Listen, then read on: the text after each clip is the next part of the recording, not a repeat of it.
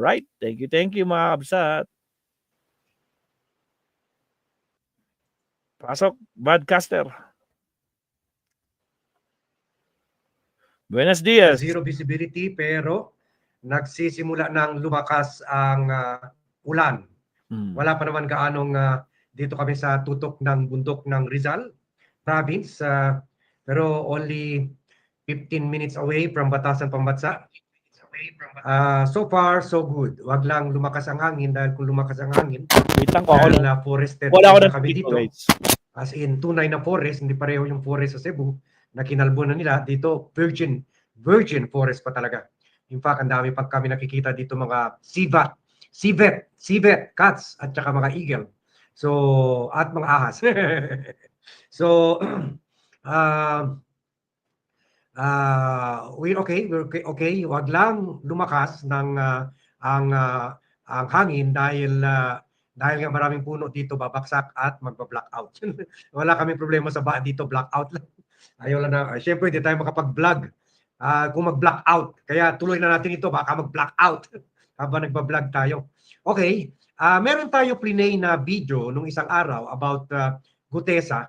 Kaso lang, unfortunately, ang pangit ng audio ko at halos wala kayong narinig. It was about Gutesa, yung sinabi ni Ping na kaduda-duda na witness si Gutesa at dapat i-kuan pa niya, dagdagan pa niya yung ebidensya na pinipresenta niya. Pero dito sa the same interview, tinanong rin siya ukol doon sa issue na kung saan nagalit sa kanya si Senator Rodante Marcoleta dahil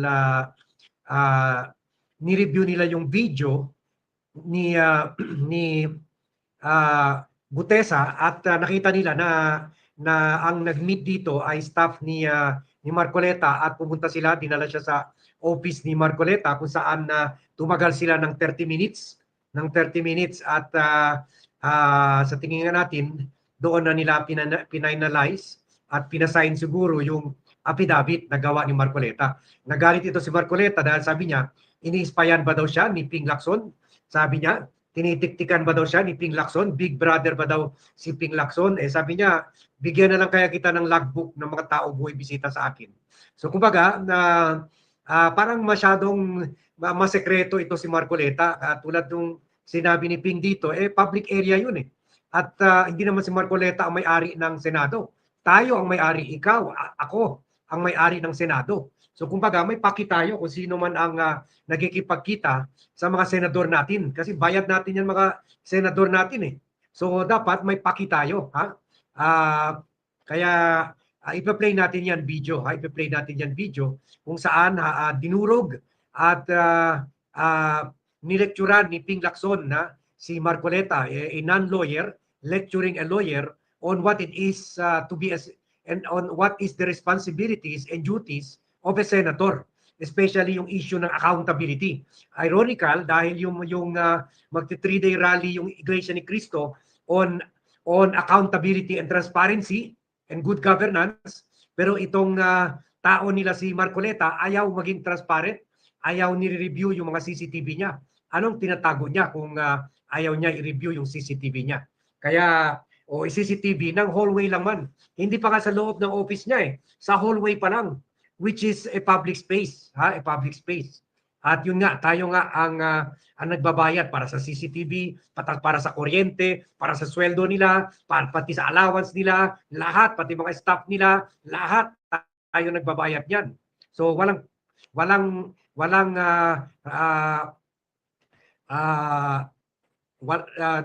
Marcoleta has no right to invoke privacy. Sabi nga ni Ping dito, the moment you get elected into office, parang sinusurrender mo na rin part ng privacy mo. So panoorin natin itong video bago mawala yung signal o mawala yung kuryente mismo.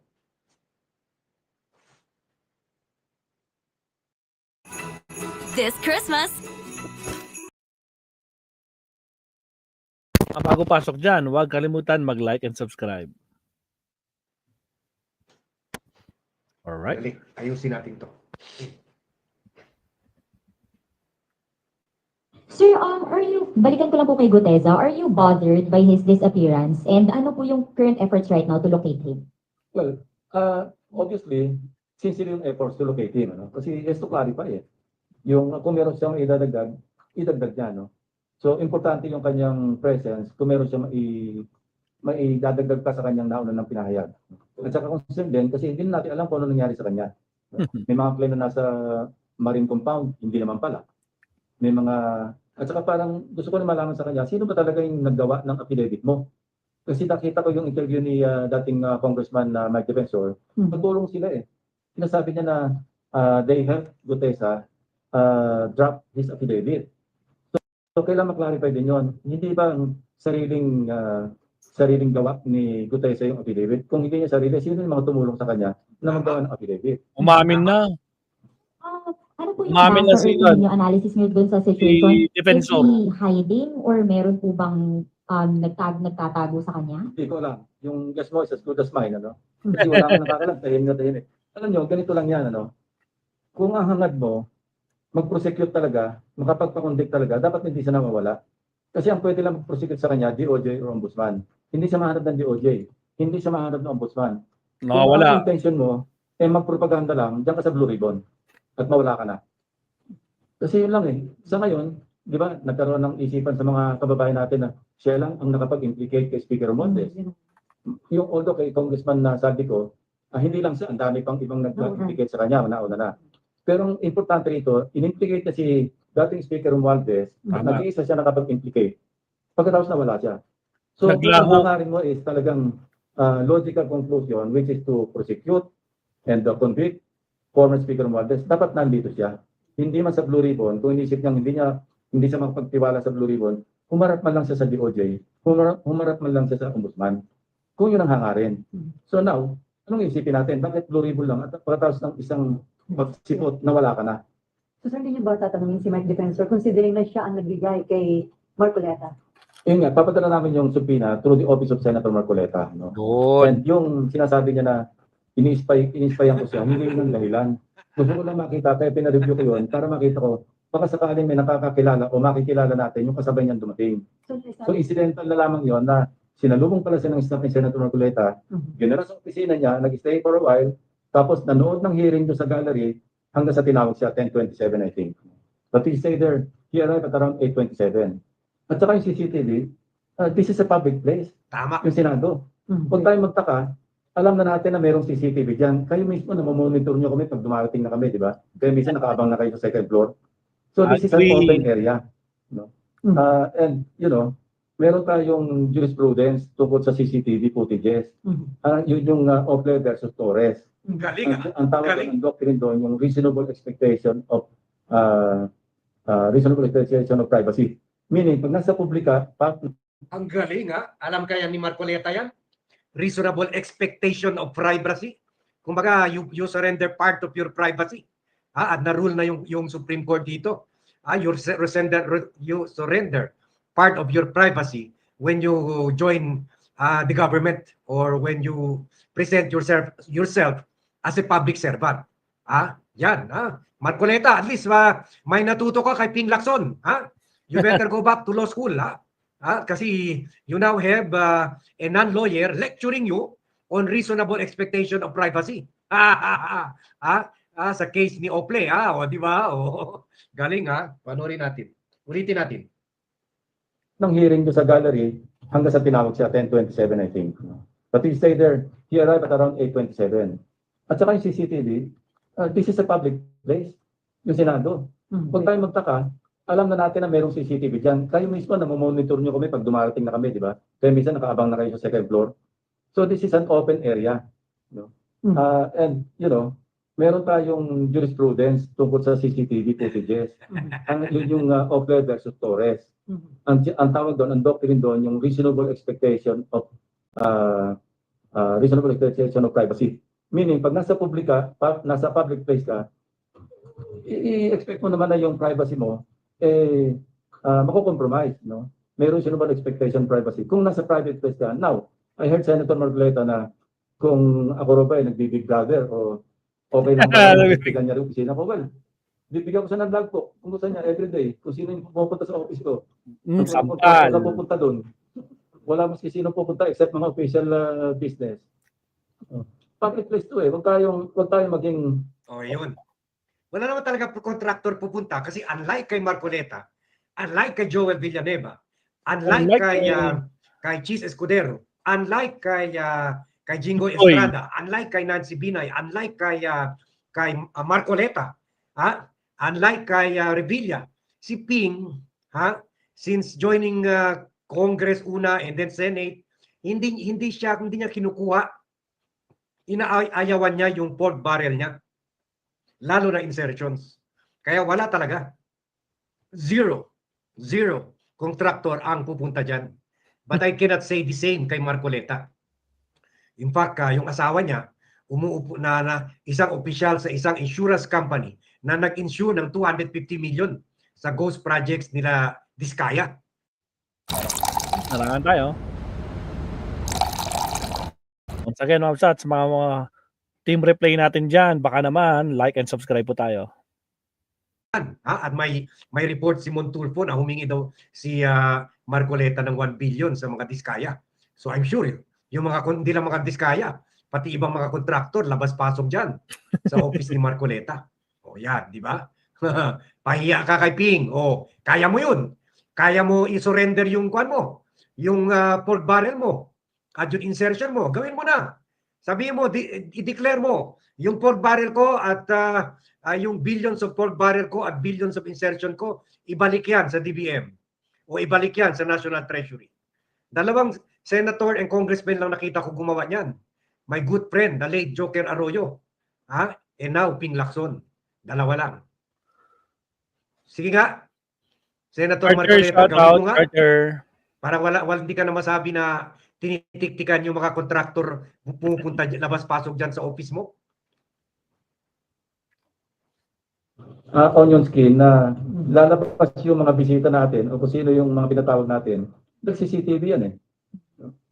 Okay, last question. Opo. Sir, mag-a-apply po ba dun kay Guteza yung pag hindi po siya sumikot after the subpoena ay warrant of arrest yung next?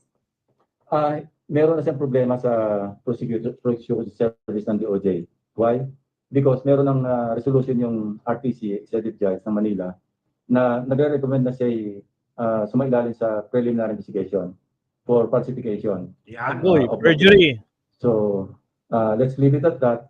Now, hindi naman siya, ibig sabihin, pumunta siya rito on his own volition. Para gipitin pa siya na i-issue siya ng subpoena and then warrant ko para ipapakontempt. I don't want to go there. Sir, At baka magwala na naman si Marcoleta. Mawala si Marcoleta dyan. Bata niya yan. alala ni Nimpa, si Mike Most Spencer credible din yan. ang naglabas noon kay Ador Mawanay. So, regarding, No, I'd like to correct that. Yun ang misimpression. Hindi si Ador Mawanay. Si Udong Mahusay. Udong. Remember si Udong Mahusay, yun yung whistleblower against the former FG. Di ba? Nung nasa safe house, hindi kinidnap, ni-rescue ni Mike Defensor. So, nawala yun as witness. Si Ador Mawanay, ewan ko kung sinong sira rin ng ulo na nag-recruit. Nag-invento ng mga account numbers na meron kaming $700 million dalawa ni ERAP, na in several foreign banks. And, ano lang to, trivia. I myself, kasi nag-alala ko noon, baka mamaya, dinipositohan nila ako ng pera sa Hong Kong na i-withdraw lang na para may ipakita lang na meron akong account na ganun kalaki sa Hong Kong. So ako mismo, nagpusan loob noon, I wrote the regional director of HS, hindi, ano ito, yung isang bangko. Anyway, na nag-reply, ang sagot sa akin, yung pattern ng account number ni Mawanay, pattern ng account number ng credit card, hindi ng bank account. Doon pa lang alam ko na nagsisinungaling siya. And by the way, Victor Corpus, siya kasi nag-handle, after 10 years, or more than 10 years, he approached me through a fellow cavalier na gusto rin mag-apologize personally. And I accepted. Nag-usap kami, sabi niya talagang, I was taken for a ride, although it took him that long to rectify and to apologize. Sabi ko, apology accepted. Even yung one major daily, yung Philippine Daily Inquirer, kasi naging subject ko ng libel case yung Philippine Daily Inquirer. They tried to negotiate with me doon sa aming libel case. Sabi niya, any story that you want, headline or above the fold. Sabi ko, I don't want that. Ang kailangan ko lang to get back or restore my dignity. No? Maggawa lang kayo ng konting erratum, public apology, kasi talagang for the longest time, yung nagsuffer ako ng gusto. So, this is nothing new to me, no? Yung nangyaring ganyan na nagre-recruit ng witness, nakapanira ng tao, because I've been there, I've done that. So sir, may info ka ba? Bakit si Okay, ibang topic na yan. So yan yan ang nakita na kwan na may paano dinurog ni Ping Lacson at Aray ko direkturan itong si Marcoleta sa reasonable expectation of privacy. Lalo na may limited privacy ka kung nasa public area ka at lalo na kung government official ka. At sinight pa niya yung Ople versus Torres case. So, yan So, paano yan, Marcoleta? Anong sagot mo diyan, Anong response ka nga tuloy sa batas, Mas magaling pa pala si Ping sa'yo sa batas. At ano ba talagang tinatago mo? Sana hindi ka na lang naging senator, Sana hindi ka na lang nag-join sa government. Kasi pag nag-join ka sa government, parang yung buhay mo open book, So, yun ang problema kung maraming sekreto. Sinisekreto yung 10 million bulati sa yung nakasuhan siya kasama kay Janet Lim Napoles. Pati nga yung Sir Bad, yung Salenya, di ba? Magkano lang yung Salenya kumpara dun sa na-declare dun sa sose niya. Sinesekreto yung pag-dismiss na kaso niya. Sinesekreto yung magkano yung kwan niya, yung Salenya na mas mali 50 million plus, 51 million pagkatapos ang gumasta sa eleksyon ay 112 million. So yun, paano mo ma-explain yun? Sinesekreto yung asawa niya na board member pala ng isang insurance company na mga Diskaya sa mga ghost projects nila. Diskaya. Sinesekreto yung campaign contribution ng mga kontraktor sa anak niya, sa party list nila. Bistado sa ba? party list. Sa GIP mayaman, sa GIP milyonaryo, hindi sa GIP mahirap. Kahit yun ang konsepto nila. So yan ang problema. Parang kay Marcoleta, public office is a private trust. Hindi public office is a public trust. Aray ko po. So, sige, hanggang dyan na lang muna tayo. Again, I wish to say a prayer to everyone. Let us pray for each other. Alright. Dito sa amin, ganun pa rin, zero visibility. So hopefully, tingnan natin mamaya kasi baka mamaya daw talaga ang landfall dito sa atin kasi kwan lang kami dito kwan lang kami, boundary kami ng Marikina and Quezon City. So kasama yung NCR, National Capital Region. So kasama kami sa path ng bagyo. So I hope hindi pa blackout at baka makapagawa pa tayo ng isa o dalawang vlog mamaya. So thank you very much everyone for watching. Salamat. Thank you very much for joining me. Salamat, Sir Bad. Grabe si Marcoleta. Nasupalpal na naman pala ni Lacson. Ako po, sagip milyonaryo, sabi ni Ardayan. Silipin nga natin itong latest update sa Baguio. Check natin ito mga absat. Ito yung latest po sa Baguio mga absat na para updated tayo. Anong signal na ba namin dito? Kasi kanina, signal number 2 kami. Hindi ko na alam kung ano na ngayon. Baka signal number 3 na kami. Baka kasi signal number 4 sa Ifugao. According sa news kanina. Ay grabe Ay grabe. Benguet kulay red na mga kakabsat. Good. Widespread includes of severe flooding and landslides. Kulay red na kami mga kakabsat. Saan yung signal number na? Signal number. Wala. Anong signal number na ng kwan? Kasi sabi na signal number 4 na daw ang Ifugao. Dali 11 hours ago naman na to. Yung latest. Kasi nag-start ng umulan Nag-start ng umulan kanina. Anong signal number natin? 1 hour ago. Press briefing typhoon U1. Po natin dito po sa Ay, grabe, nandito na nga talaga itong si Bagyong Uwan. Yan At na yan nga po ay meron nasa po gitna na. Diametro na abot nga po sa mahigit 1,800 kilometers from south end to end. So malawak nga po yung mga kaulapan nitong si Bagyong Grabe lawak Kuha, Visayas sa Luzon.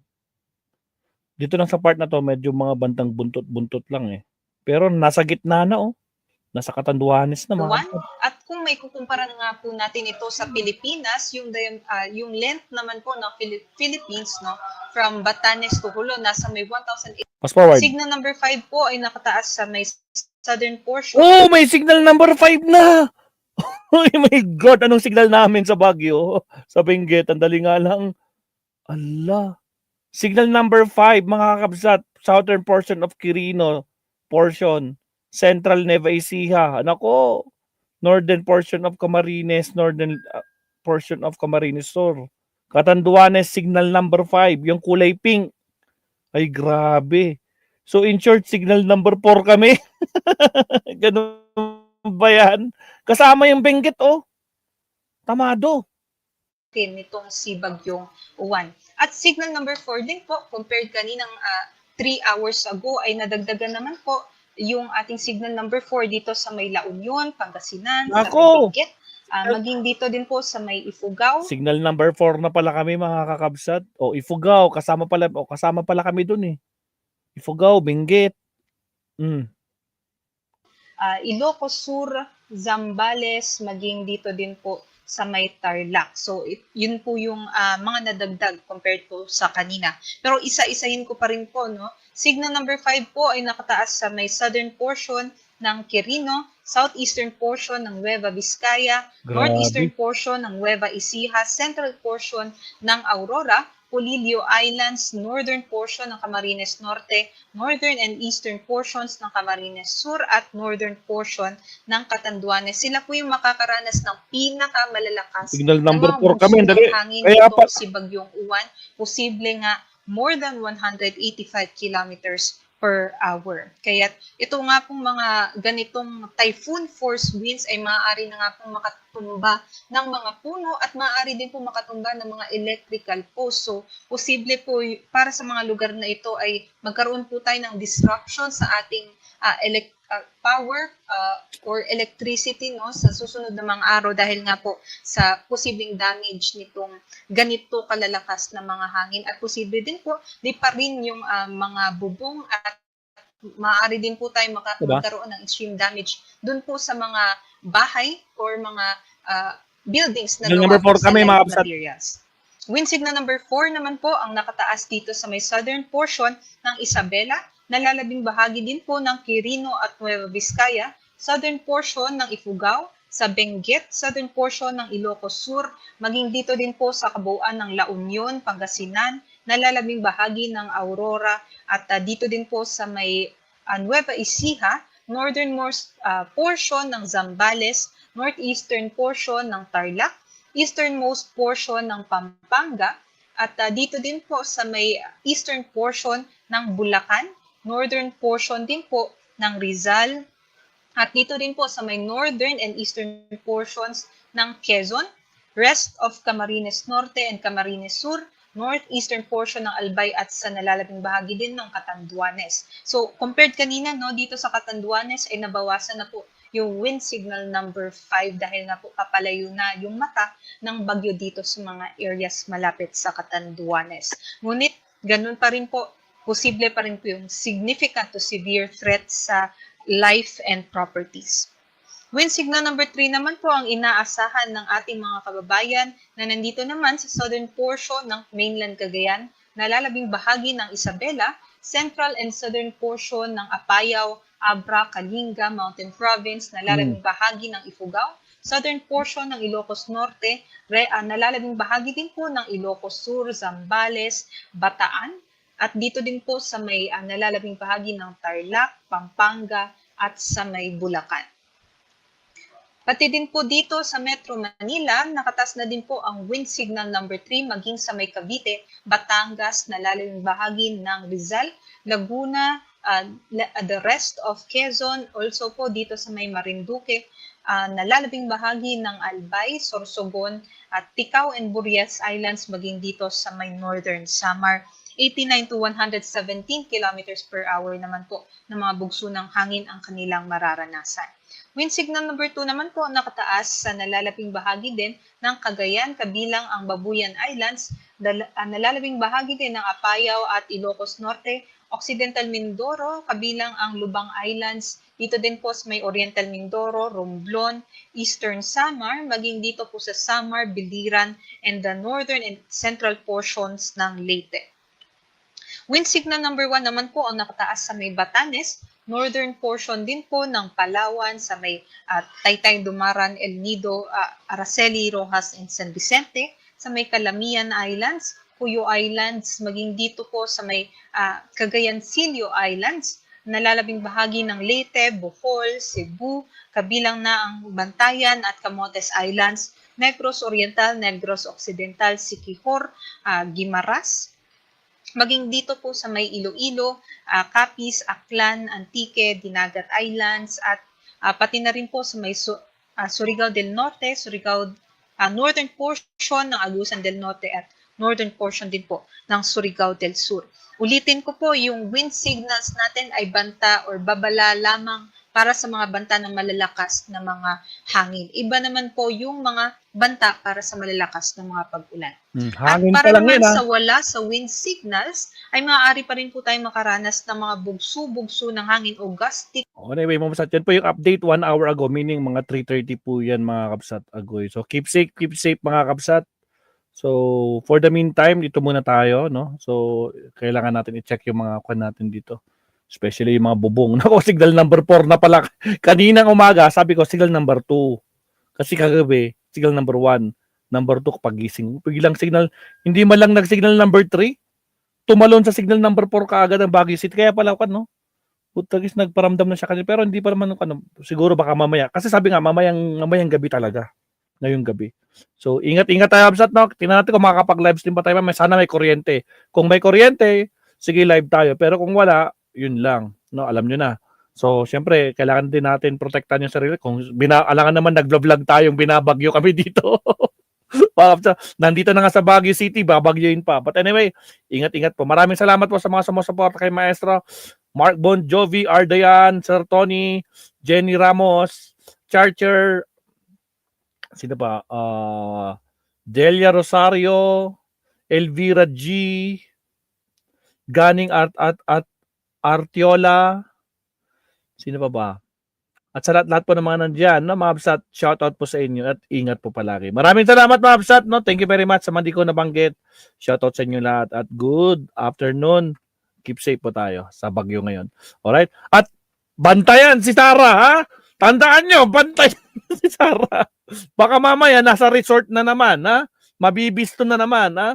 Last week nasa resort siya habang binabagyo ang nagbigay ng rasyon pero yung mga tauhan niya tapos biglang ayun nasa resort habang kawawa naman yung mga taga Cebu. Nako po.